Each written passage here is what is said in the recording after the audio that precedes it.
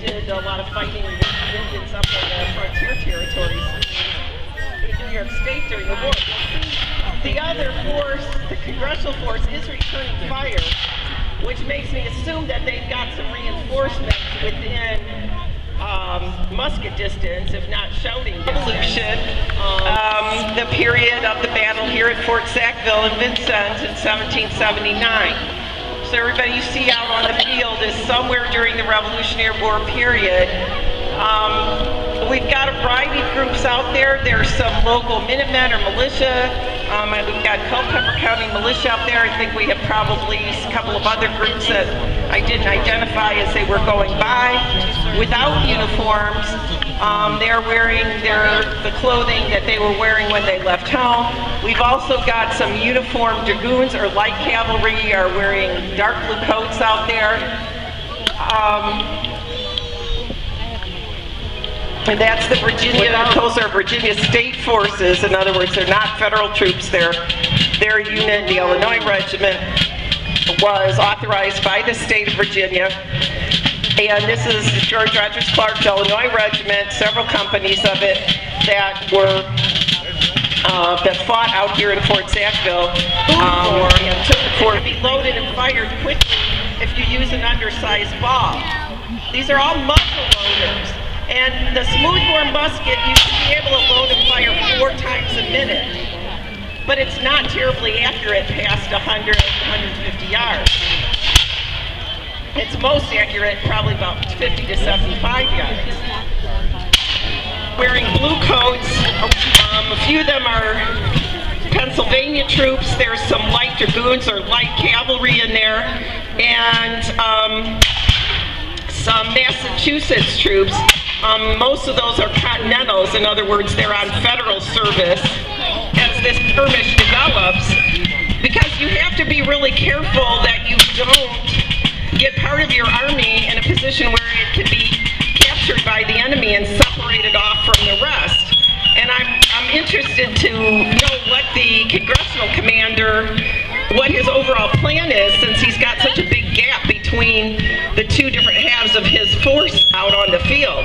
It certainly looks like they outnumber the British. The largest empire in the world in the 1770s. They have a professional army. I mean, that's your profession, is to be a soldier. It's not like you're a 6-month volunteer or something. They're all well trained. Almost all of them have seen combat before. Whereas on the congressional side, some of those are experienced soldiers, some are not. They have, at the most, probably a 6-month enlistment period, which means basically they've mostly just gotten trained, and then their enlistment is up and they get to go back home. So the level of training on the American side varies greatly.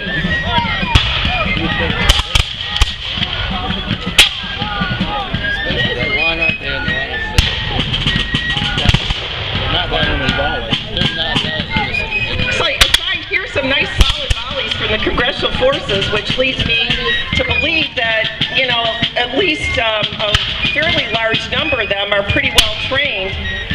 Otherwise, they wouldn't be able to accomplish that. In fact, that's what Baron von Steuben really did in the winter at Valley Forge, was not teach the army so that everybody would know what to do if they heard a particular command.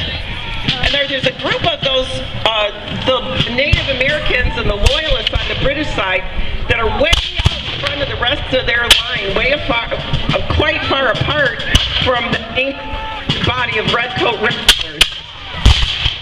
I'm a little worried about them because they are not close to much in the way of support, and they're facing a far superior force. It looks like the British commander has something in mind.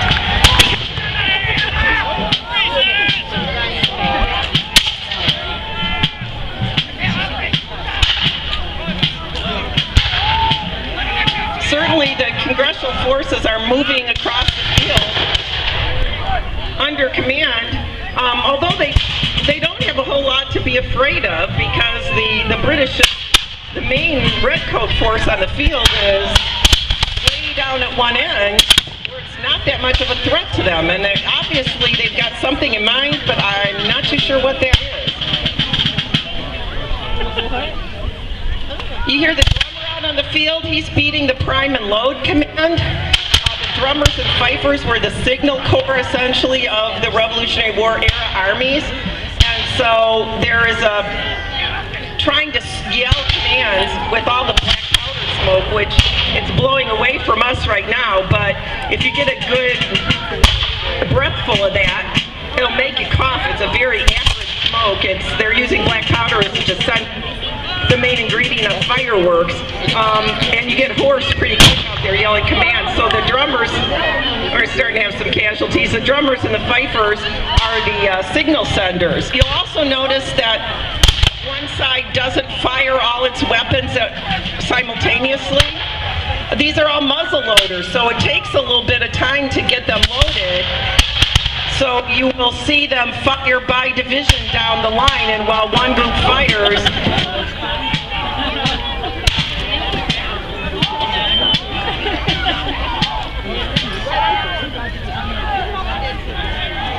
wow, they're getting really close now.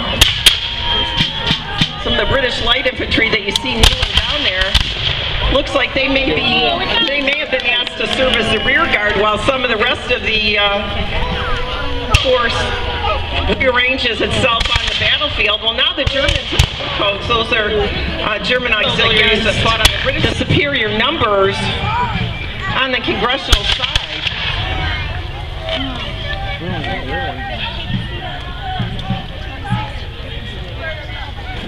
Maybe they're going to be sneaky and circle around line. Well, that's pretty good. I like how they shoot the guys in the back. Maybe they have a better chance than I think. They're starting to take a few more casualties now.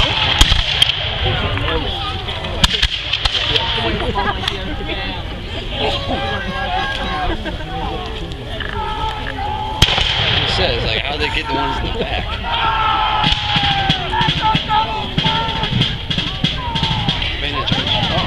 Oh, looks like the British have decided that they're not interested in holding this field enough to keep fighting against a superior force of Continental troops. Now you can see they're starting to get a little bit out of control, doing a bayonet charge to clear the field. The officer with the sword is trying to keep the British force off the field. I think they're pretty pleased with themselves, and I can't tell if there's a firing squad going down at the other end of the field. No, I guess there's just some resistance from the native